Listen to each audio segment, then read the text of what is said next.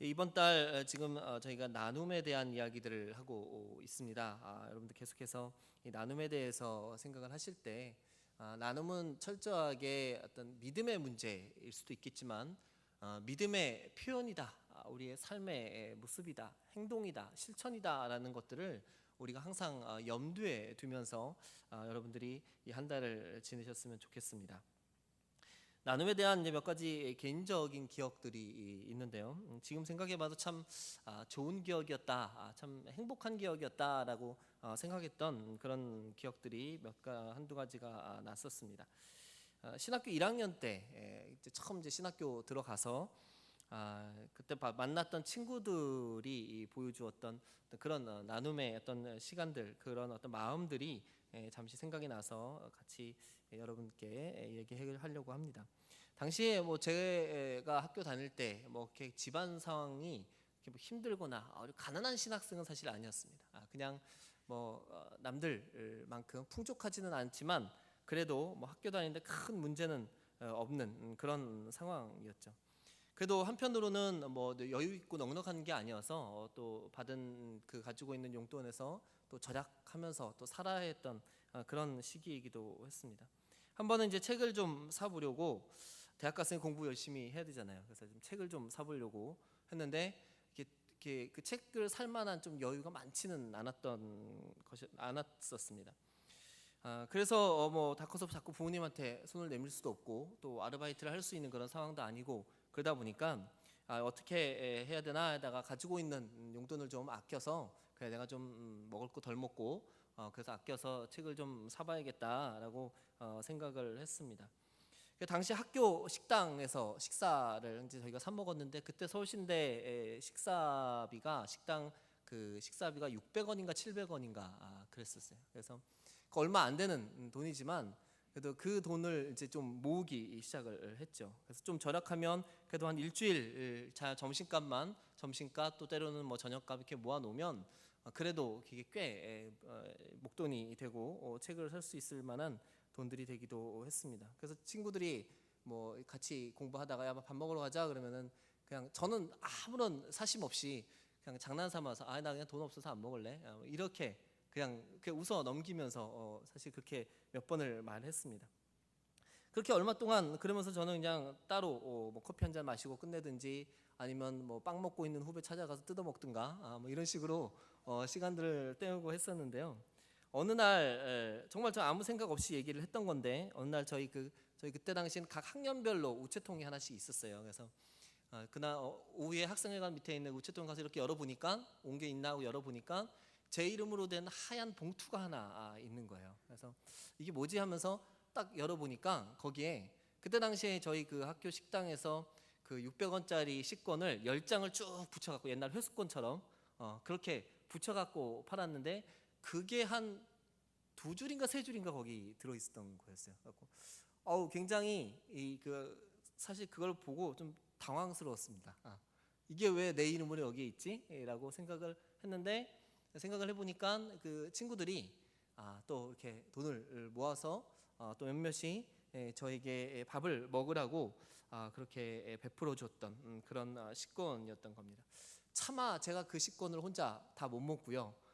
그래서 또 저랑 뭐 비슷한 처지 있는 기숙사에 있든지 지방에서 올라와서 혼자 있는 학생들 또 그 친구들하고 다 찢어갖고 나눠서 같이 맛있게 식사를 먹기도 했었습니다. 참 어떻게 보면 당시에 가지고 있는 것은 다 사실 다 없었지만, 그러나 그 없는 가운데 나눔으로 인하여서 더 큰 행복했던 그런 시간들, 그런 시간들 중에 좀 몇 없는 그런 시간들이었던 것 같습니다. 바로 그러한 나눔과 기쁨 때문에 먹는 밥이 더 맛있었고, 또 우리 친구들 사이에서는 또 좋은 기억, 소중한 기억으로 남겨지지 않는가. 꼭 있다고 해서 행복한 게 아니라 없는 가운데서도 그런 행복들이 만들어질 수 있다라는 그런 생각들을 가지게 합니다. 또 최근에는 이 나눔과 관련되어서 제가 가장 감사하고 있는 것은 우리 꿈의 정원에 있는 아이들, 또 선생님들, 또 우리 몇몇 우리 권사님들, 집사님들께 감사한 마음을 가지고 있습니다.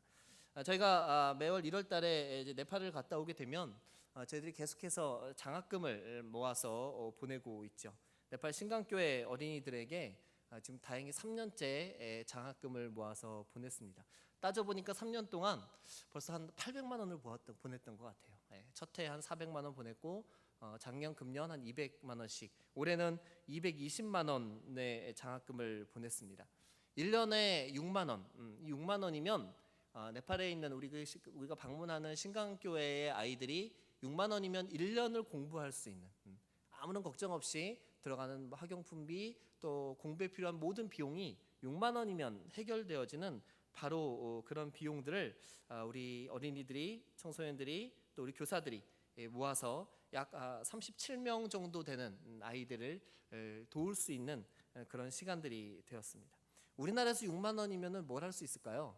한번 생각을 해봤는데 우리 아이들 뭐 미술을 배운다든지 태권도 학원을 간다든지 할 때 한 달치 회비 정도 안 되나요?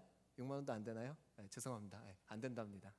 그런 비용인데 어떤 아이들에게는 이 6만 원이 1년을 공부할 수 있는 비용이 된다라는 것입니다.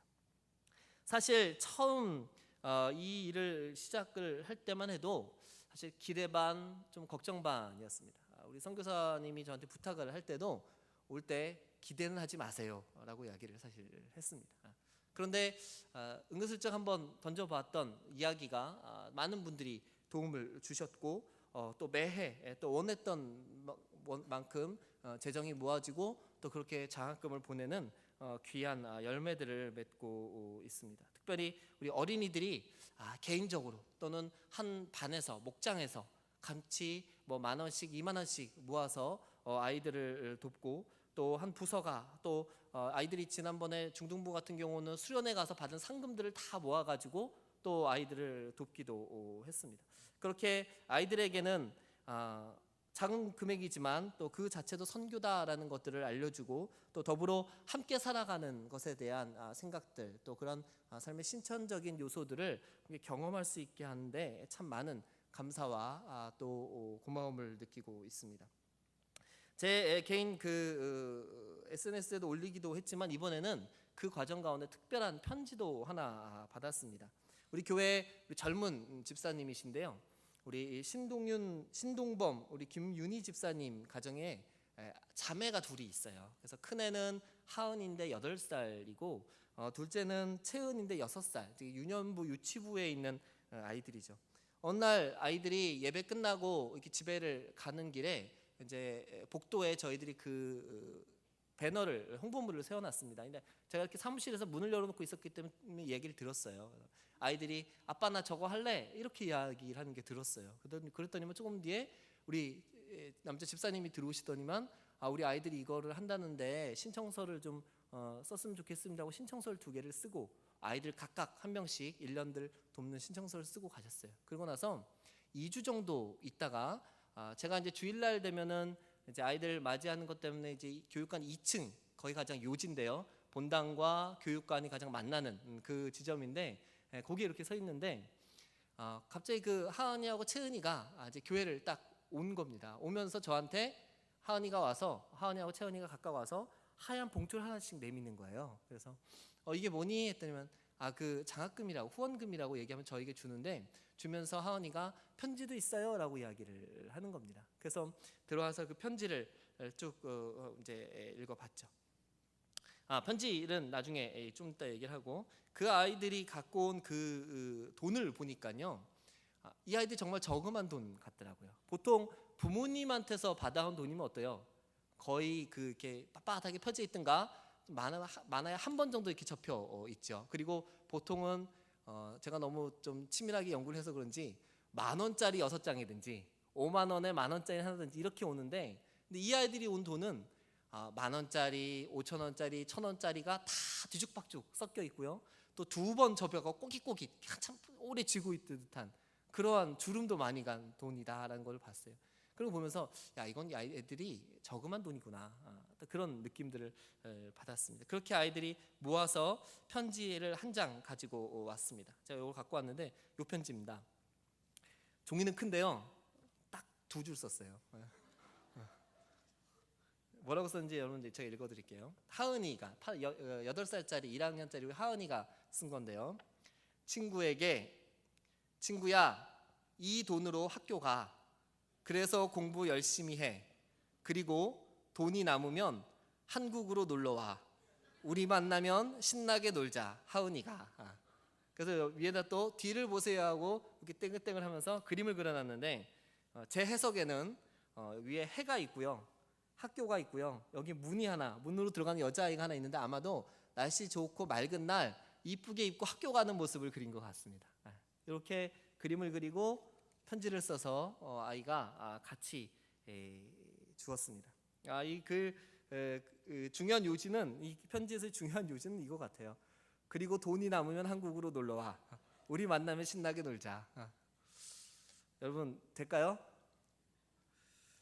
안 그래도 저희가 계속해서 기도하는 가운데 있는 것인데요. 실제로 올 빠르면 연말이나 내년 정도에 우리가 갔던 곳에 아이들 한번 초청하는 것을 사실 기도를 하고 있습니다. 그래서 저는 정말 이 하은이의 편지가 이루어졌으면 좋겠습니다. 여러분들 같이 기도해 주셔서 또 우리가 또 돕고 함께 나누고 또 우리의 그런 기도의 제목들이 함께 교류되어지고 또 이루어지는 그런 일들이 또 속히 이루어졌으면 좋겠습니다.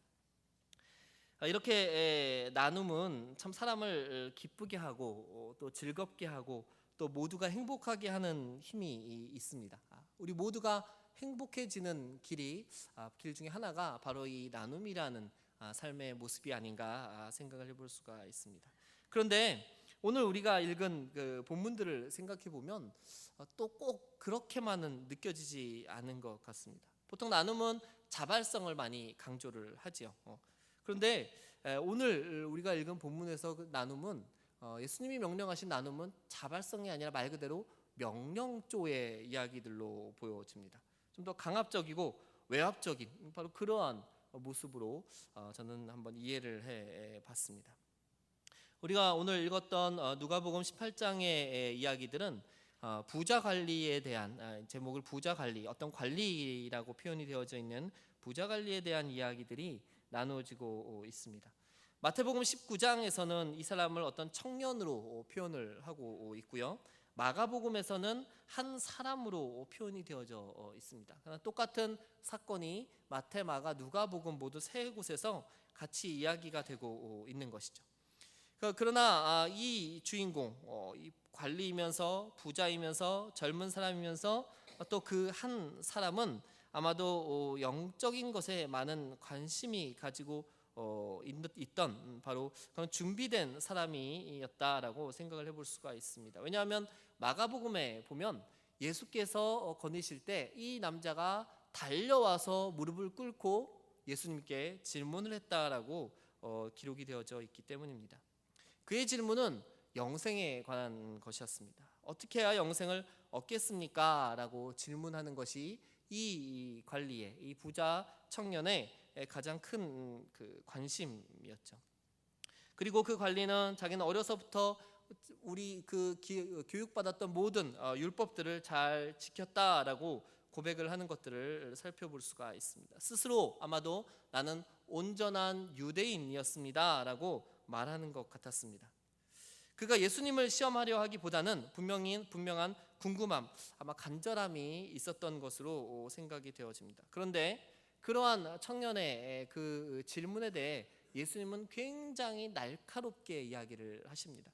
둘러서 얘기하는 것도 아니고 직설적으로 이야기를 하십니다. 오늘날 표현으로 얘기하면 돌직구를 날리신 거죠. 22절에 보면 이렇게 나와 있습니다. 내게 아직도 한 가지 부족한 것이 있으니 내게 있는 것을 다 팔아 가난한 자들에게 나눠주라. 그리하면 하늘에서 내게 보화가 있으리라.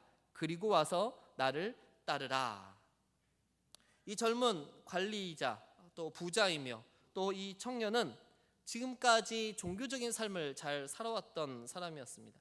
그러나 예수님의 말씀에 의하면 네가 가진 것, 네가 소유한 것들에 대해서 네가 완전히 포기해야 된다라는 갑작스러운 명령들을 받게 되는 것이죠. 네가 가진 것들을 가난한 자들에게 나누어 주라. 그들의 필요를 따라 나누어 주라라고 명령을 하시는 겁니다. 또 그 명령에서 끝나는 것이 아니라 그렇게 해야 네가 복을 받을 것이고 그렇게 한 후에 나를 따라와야 된다라고 이야기를 하신 것입니다. 청년의 질문은 어떻게 하면 영생을 얻습니까? 인데 갑작스럽게 예수님의 대답은 네가 가진 것들을 다 나누고 포기하고 그리고 나를 따르라 라고 이야기를 한다라는 겁니다. 이 관리에게, 이 청년에게 이 말씀은 분명 충격적인 것이었을 겁니다. 그에게 가장 중요한 것 중 하나가 바로 재물이었을 것이고 그가 가지고 있는 재산이었을 겁니다.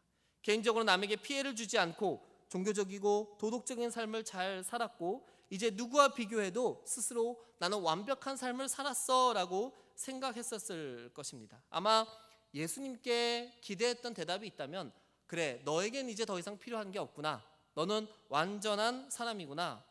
내가 바라던 영생의 삶을 너는 얻었다 라는 그러한 대답을 기대했을지도 모릅니다. 그런데 그의 기대와는 달리 엄청난 도전이 그에게 밀려오기 시작했던 겁니다. 전혀 생각하지 않았던 도전이었습니다. 그에게는 슬픈 이야기였습니다. 지금껏 자신의 삶의 자세와는 비교할 수 없는 그러한 이야기인 것입니다. 재산을 팔아주라니, 그리고 따르라니, 내가 가진 모든 것들을 사람들에게 나눠주라니 도저히 이해할 수 없는 이야기였던 것이죠. 그가 부모로부터 물려받았을지도 모르는, 또 자신이 힘들게 모은 재물과 재산 모두를 팔아서 사람들과 나누라는 그 명령은 그가 받아들일 수 없는 명령이었던 겁니다. 아마 그는 속으로 이렇게 되뇌었겠죠. 이게 아닌데 내가 생각한 그림은 이게 아닌데 라고 고민하면서 결국 그는 심히 근심하며 돌아갔다라고 기록이 되어져 있습니다.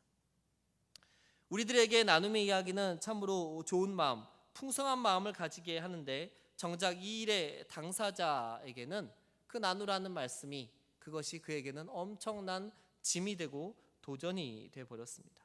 혹 가면서 그 청년은 예수님을 욕하지 않았을까요? 자기가 뭔데 내 재산을 나누라는 거야? 이게 어떻게 모은 건데 말이야? 알기나 하고 하는 얘기야? 이렇게 얘기했을지도 모르겠습니다. 이렇게 많은 것을 가진 자들에게 나눔은 베품이 아니라 포기의 메시지로 들리게 될 것입니다. 여전히 나에게 많이 남겨지는 것이 아니라 남과 나와 같아지거나, 아니 남보다 내가 더 못해지는 상황, 그 상황으로 보여질 수도 있을 것입니다. 내가 가진 것에 대한 완전한 포기와도 같은 말로 들려질 것입니다. 적어도 부자들에게 나눔은 현재 진행형으로 실천해야 되는, 지금 바로 결단해야 되는, 지금의 고통을 수반하는, 그리고 포기할 수 없는 그런 마음을 가지게 하는 그런 혼란한 모습들을 던져주는 단어일 것입니다. 그래도 예수님은 여전히 분명하게 말씀을 하시죠. 가난한 자들에게 나누어 주라. 그들의 필요에 따라 나누어 주라. 그리고 나서 나를 따르라. 오늘 제목을 그렇게 잡았습니다. 그리고 나서 나를 따르라라는 겁니다. 네가 해야 될 일들, 네가 꼭 해야 될 그 무언가가 한 가지 있는데 그것을 해야만 나를 따를 수가 있다라는 것과도 동일할 것입니다. 우리가 성경에서 이렇게 결단을 한 사람도 있습니다. 그것을 우리는 너무나도 잘 알고 있습니다. 누굽니까? 비슷한 처지에 있던 사람은 바로 삭개오일 것입니다. 어린아이들의 설교에 가장 많이 등장하는 바로 삭개오일 것입니다. 삭개오 역시 예수님에 대해 지대한 관심을 가졌던 사람입니다. 심지어 그렇기 때문에 뽕나무에 올라가서 예수님을 만나고 싶어 했던 사람이 바로 삭개오였습니다. 예수님은 그와 어떤 이야기를 나누었는지 우리는 알 수가 없습니다. 그러나 분명한 것은 누가복음 19장 바로 다음 장에 보면은 19장 8절에 보면 삭개오의 선포가 나오죠. 내 소유의 절반을 가난한 자들에게 주겠사오며 만일 누구의 것을 속여 빼앗은 일이 있으면 내 갑절이나 갚겠나이다. 이것이 바로 삭개오의 고백입니다. 스스로 자신이 가진 것을 나누겠노라 고백하고 있는, 앞에 봤던 본문의 관리와는 정반대의 모습을 보여주고 있는 바로 삭개오의 모습인 것입니다. 예전에 여러분 잘 아시는 카드 광고, 대표적인 거 뭐가 있죠? 여러분 부자 되세요. 이쁜 우리 연예인이 나와서 부자 되세요라고 외치던 광고 참 인기였습니다. 부자가 되는 것 참 좋습니다. 부자가 많이 되어야 됩니다. 많이 부자가 되기를 또한 소원합니다. 그러나 지금 부자라고 생각하시는 분들, 내가 다른 사람들보다 많은 것을 가지고 산다라고 하시는 분들, 혹 여러분들 오늘 예수님이 그 청년에게 했던 메시지 듣지는 않았습니까? 이미 먼저 여러분들은 그 메시지에 대해서 들어본 적이 있으시지는 않습니까? 꼭 재정적인 부자가 아닐지라도 내가 남들보다 가지고 있는 그 무엇들, 내가 남들보다 더 많이 가지고 있는 그 무엇들에 대해서 내가 혼자서 쥐고 있으면서 여전히 들려오는 그 예수님의 소리를 여러분 혹시 듣지는 않으셨습니까? 아니면 애써 못 들은 척 살고 있지는 않으십니까? 우리 스스로가 먼저 삭개오처럼 그렇게 고백하지 않는 이상 우리가 하나님 앞에 나아갈 때 예수님의 이름으로 기도하려고 할 때마다 우리에게 들려오는 그 소리를 우리는 기억하게 될 것입니다. 내가 가진 것을 나누어라. 필요한 사람들에게 나누어 주어라. 우리가 그 메시지에 응답하지 않는 이상 우리는 끝까지 영원히 그 메시지에 붙잡혀서 괴로움을 당하게 될 것입니다. 오늘 제가 여러분과 이야기하려고 하는 나눔은 좋은 이야기, 행복한 이야기이기보다는 우리가 제자로 살기 위해서 예수님을 따르는 제자로 살기 위해서 가장 필요한 제자의 조건 중에 하나다라는 것들을 얘기하고 싶었습니다. 우리의 행복이 아니라 우리가 예수님의 제자로 살아가기 위해서 이 땅 가운데 실천하고 이 땅 가운데 수행해야 될 삶의 자세, 삶의 모습이 바로 나눔이라는 사실인 것입니다. 내가 많아서 주는 것이 아니라, 내가 더 많이 가져서 주는 것이 아니라 나눔 자체가 제자로서의 삶이다라는 것들을 여러분에게 말씀드리고 싶습니다. 우리가 여전히 나의 것을 주장하면서 예수님을 따라갈 수가 없을 것입니다. 여전히 내가 가진 소유를 움켜쥐고서 예수님의 십자가를 질 수가 없다라는 것입니다. 그것이 많든 적든 우리가 이 땅 가운데 그렇게 바라는 복받는 삶을 살기 원한다면 우리의 손을 펴고 내가 가진 것들을 포기하고 그리고 사람들에게 내가 가진 이 모든 것들을 흘려보내는 결단이 우리에게 분명 필요할 줄로 믿습니다. 이것은 우리에게 주시는 권유도 아니고 선택사항도 아닙니다. 이것은 의무이고 명령이다라는 사실들을 기억했으면 좋겠습니다.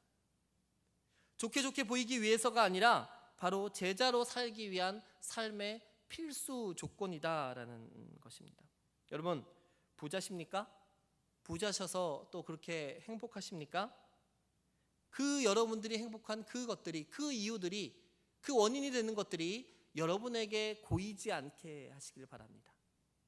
여러분들이 그것들을 계속 흘려보낼 때 하나님은 여러분에게 더 많은 것들을 부어주실 줄 믿습니다. 바로 우리들을 축복의 통로로 만들어 주신다라는 사실입니다. 우리에게 고여 있다면 더 이상 들어오는 것도 없을 것입니다. 내가 움켜쥐고 있다면 더 이상 줄 수 있는 것도 없을 것입니다. 우리가 필요한 자들에게 나누어주고 필요한 자들과 함께 공유하기 시작하면 하나님의 그 은혜들을 사람들에게 흘려보내주게 된다면 우리의 삶은 더 풍성한 삶이 될 줄로 믿습니다. 더 복받는 삶이 될 줄로 믿습니다. 그래서 저는 여러분들이 삭개오 같은 부자가 되기를 소원합니다. 관리와 같이 고민하며 돌아가는 그런 부자가 아니라 바로 삭개오 같이 변화해지는 그런 부자가 되어지기를 소원합니다. 삭개오는 예수님을 온전히 만난 사람입니다. 그가 돈이 많고 그가 가진 것이 많아서 여러분에게 부탁을 드리는 것이 아니라 그는 예수님을 제대로 만난 사람이라는 것입니다. 예수님을 온전히 만났고 예수님을 인격적으로 영적으로 온 삶과 몸으로 그는 체험을 한 사람이라는 것입니다. 그 삭개오의 체험이, 그 삭개오의 만남이 저와 여러분 가운데도 함께 있기를 소원합니다. 그 만남으로 인하여서 그의 마음이 바뀌게 되었고 그의 삶이 바뀌게 되었습니다. 그로 하여금 엄청난 삶의 결단이 일어나게 되었습니다. 우리가 봤던 그 청년은 그 관리는 많은 관심을 가지고 있었지만, 많은 영적인 것에 대한 관심을 가지고 있었지만, 그러나 결국 그가 쥐고 있었던 것, 결국 놓지 못했던 바로 그 한 가지들 때문에 그는 결국 예수님을 만나지 못한 사람이 되었다는 것입니다. 예수님을 만났지만 만나지 못한 존재로 그는 근심하며 돌아가는 사람들이 되었습니다. 우리가 제자로서 하나님 앞에, 예수 그리스도 앞에 과감하게 놓아야 될 것들이 있습니다. 포기해야 될 것이 있습니다. 나누어 줘야 될 것이 있습니다. 흘려보내야 될 것이 있습니다.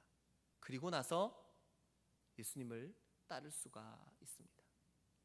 우리가 예수님을 온전히 따르기 위해서 여러분들이 가지신 것들, 여러분들이 쥐고 있는 것들이 있다면 여러분들 결단하시기를 바랍니다. 여러분의 그 한 번의 결단으로 말미암아 여러분들의 삶이 바뀌어지는 줄 믿습니다. 하나님을 만나시기를 원합니다. 예수님을 만나시기를 원합니다. 온전히 그 예수님과의 만남이 여러분의 삶 가운데 경험되어지기를 원합니다. 한 번으로 끝나는 것이 아니라 매일의 우리의 삶 속에서 바로 그 예수님을 쫓아가는 삶, 예수님을 만나는 삶, 함께 동행하는 삶으로 여러분 날마다 거듭나시기를 소원합니다.